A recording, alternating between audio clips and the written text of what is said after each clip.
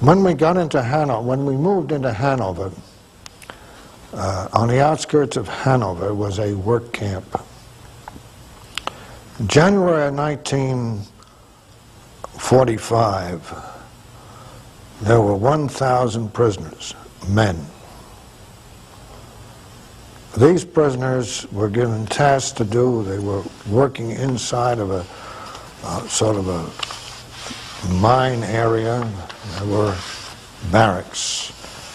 And we got in there, and our group, the task force, we counted at that time 198 men still alive. Most of them more dead than alive. Emaciated, brutally treated, bruised, no medical treatment, and dying in their bunks, so weak that they urinated and defecated in their beds. No one really strong enough to help someone out of his bed. Excuse me, what did these prisoners do when they saw you? When you liberators came into this camp, what was their reaction to it? They cried. They cried. Did you have any specific orders concerning their treatment at that time? I'm not quite sure. Was I responsible for their treatment? Yes, no.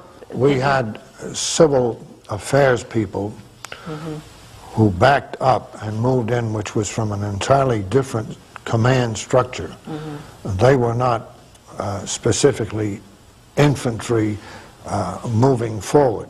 But did your report then go to them, and that's when they moved in? Our division report, I see. Through radio, we said we've located this camp, we have such and such available here. Now, we moved in food, and we moved in medics immediately to help out.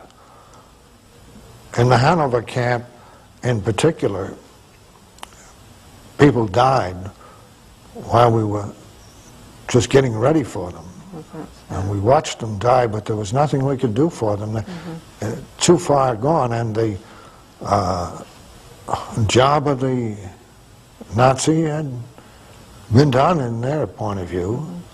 How did your staff react? Did they react the way you did, with horror, with...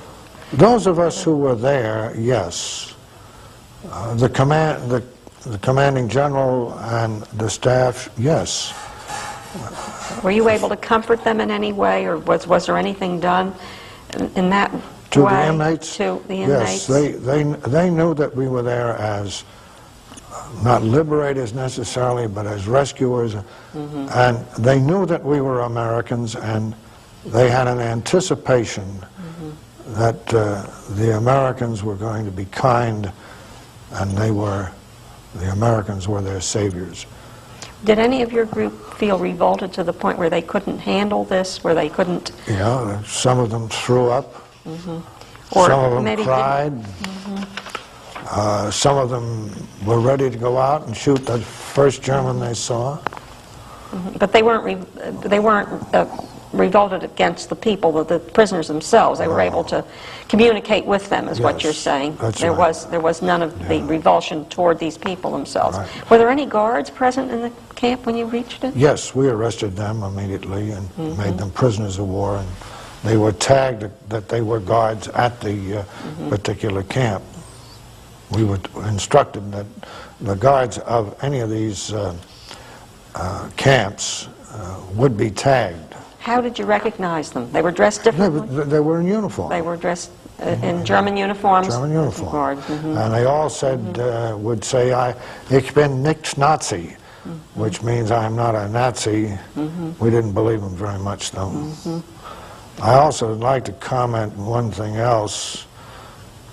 There were some apartments overlooking this particular camp, and our counterintelligence corps people did some interviewing, and I talked to several of them.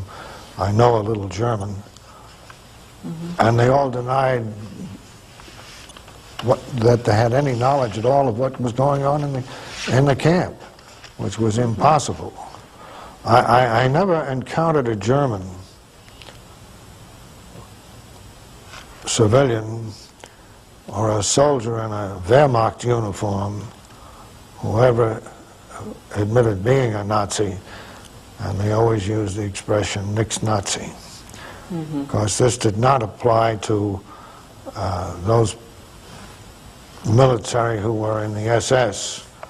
I had several encounters with them in another context, not with regards to the camps. Talking about these German civilians, were you ordered to protect these people? Was there violence between your group, let's say, or some of the American soldiers and the Germans when they came upon them, the German civilians, or were you ever given any orders like that? We had very strict orders to obey the Geneva Convention.